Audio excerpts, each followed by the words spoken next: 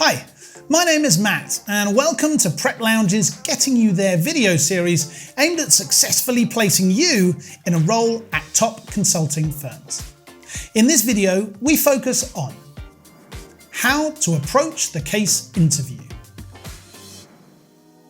Case interviews are used during the selection process at top consulting firms the world over. Companies like McKinsey and Boston Consulting Group. You can consider the case interview a dry run for your actual performance in a professional consulting environment. A way for the company to evaluate you as a candidate and decide if you are the one they want above all others. You need to crack interview cases to come out top of the candidate pack, and PrepLounge is a reliable resource for turning you into the Sherlock of the consultancy realm, a real case interview cracker. PrepLounge takes a 7 commandments approach to the case interview. Let's call them the Magnificent 7, or the Lucky 7, or the Prep 7. If you come up with a better 7 name, let us know. In the meantime, it's just enough to know that there are 7, and if you master them, your chances of landing a consultant position will multiply.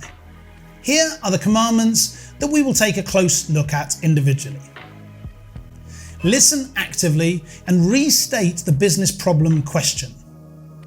Identify the real problem and clarify the objectives. Write out your structure. State your hypotheses and then test them. Gather more data and do it the right way. Stay structured and test your hypothesis. Choose a recommendation and stand by your conclusion. These are the guidelines to master. Consider them your engines. They move you forwards, but always remember, consulting is a creative business too. So you have to come up with unique solutions. And while you can learn and prepare, you should always bring no inside the box thinking to the party as well. So, engine 1, driving your case, cracking. Listen actively and restate the business problem question. During the case interview, you get a business problem to tackle. Listen actively and put hard pen to paper. Write down vital information, including names, titles, etc., and numbers and figure stuff, percentages and the like. Naturally, make sure you're not staring down at your notebook the whole time, as you tend to lose the audience. Restate the question. Confirm with the interviewer. Being absolutely clear from the start makes it less messy at the finish. Segment the customers too. Ask how the competitive landscape is and was, etc. Engine 2, driving your case cracking. Identify the real problem and clarify the objectives. Above all, make sure you identify the exact problem.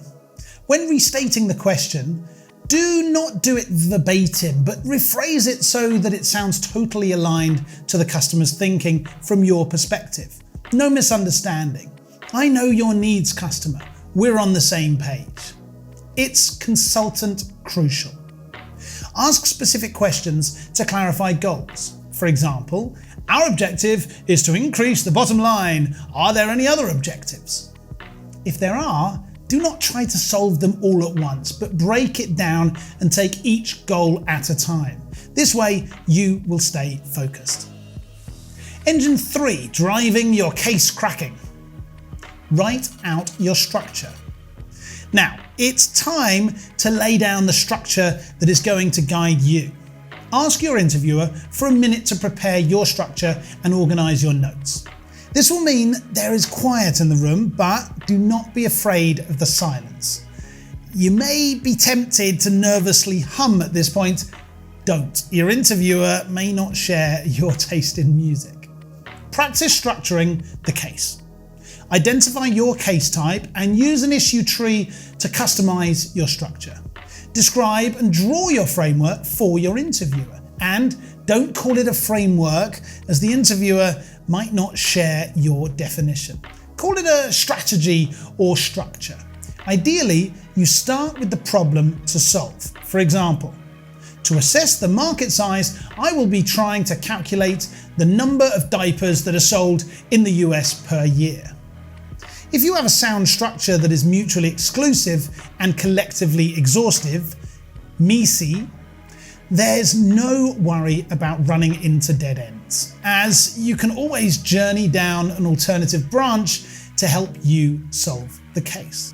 MECE is core principle of consulting problem solving, consisting of two parts. One, a concept from probability theory that says two events cannot occur simultaneously, and two, a set of ideas is inclusive of all possible options.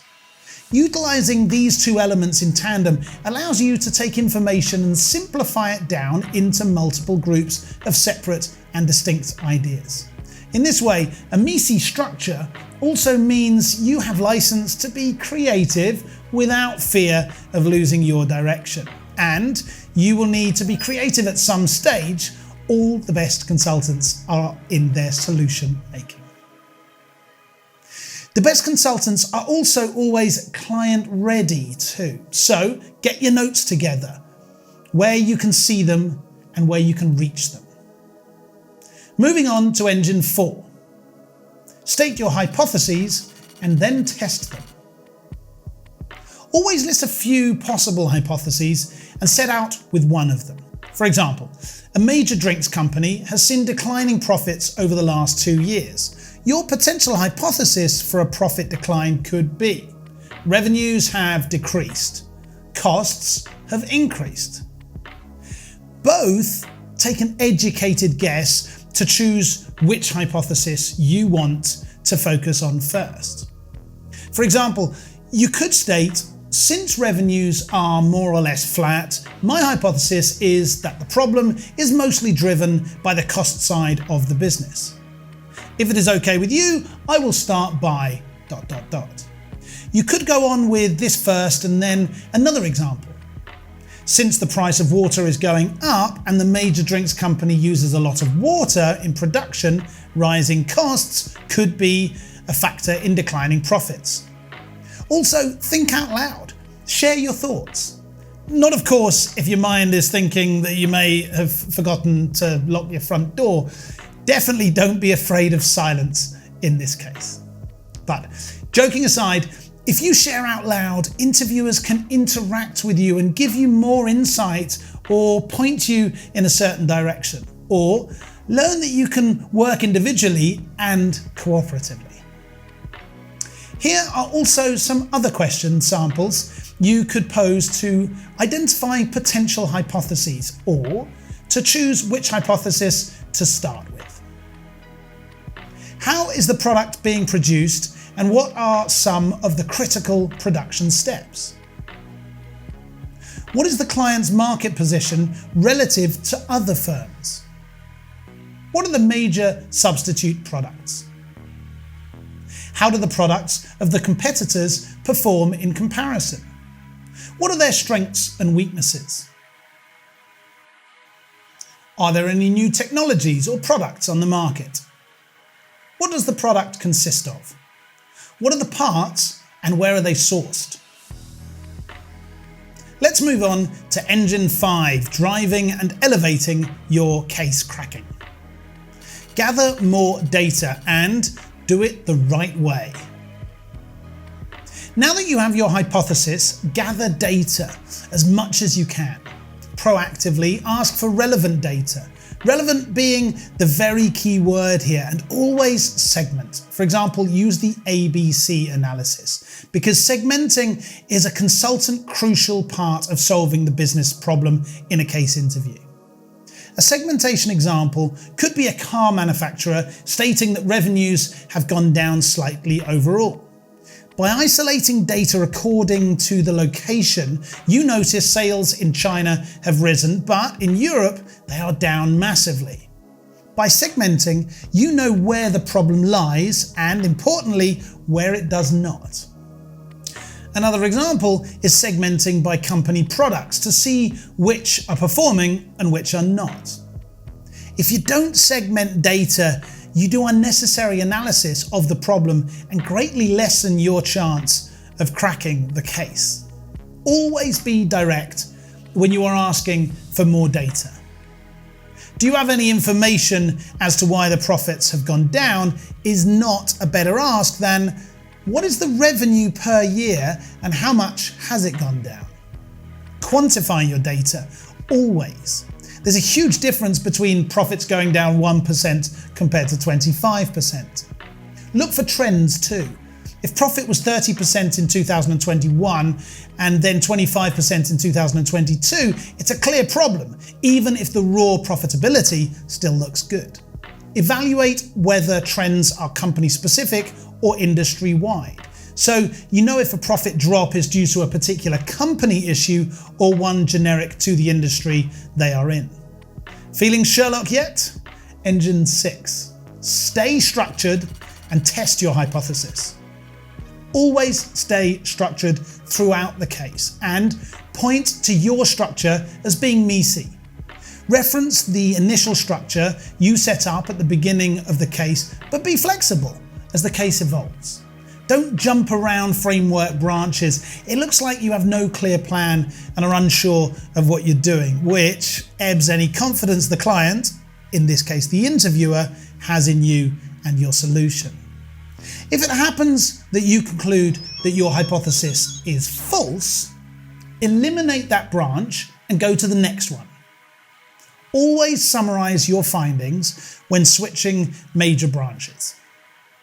If your test confirms your hypothesis, go deeper into that branch, right to the lower levels until you identify all proven root causes. And now, down to the last commandment, the seventh engine of the 7 samurai driving your case cracking. Choose a recommendation and stand by your conclusion. Use the pyramid principle to structure your conclusion. Ask for a minute to gather your thoughts and then state your recommendation. You need to deliver a 1-minute, top-down, concise, structured, clear and fact-based summary of your findings. Always state your recommendation first and then justify it, and it has to be actionable. Imagine it like you are giving it to the CEO of the company you are advising. You could lead by saying, "I believe this recommendation is the right choice, although I would like to spend more time on it. Be sure of the conclusion." Give the interviewer 3 reasons why you chose your recommendation to show it is based on more than one fact. The interviewer will likely challenge you either to see if you can handle pressure or to assess if you really believe in what you are saying. So stand by your recommendation. But if there is any obvious problem, do not shy away from it or try to cover it up. Discuss it openly with the interviewer. That's the 7 commandments. One final bit of advice. I think that might then make it the great 8. Still, send us your 7 ideas, thoughts. Case interviewers are where communication, problem-solving ability, business judgment, and data interpretation skills are evaluated. They are more standardized and easier to prepare for than you might think. But how successful you are depends on your willingness to practice. PrepLounge recommends at least 30 case study simulations before a first real interview. Get used to a structured approach of problem solving, similar to a real-life consultant engagement. And do persevere, because once you hit Sherlock level, it's actually great and productive fun cracking cases and learning more about different business scenarios and challenges. So that was how to approach the case interview. Do not forget to check out some of our other videos in the PrepLounge Getting You There series. Mastering the case interview. Different case types. Prepping for your case interview. I'm Matt. We are PrepLounge. See you in the next video.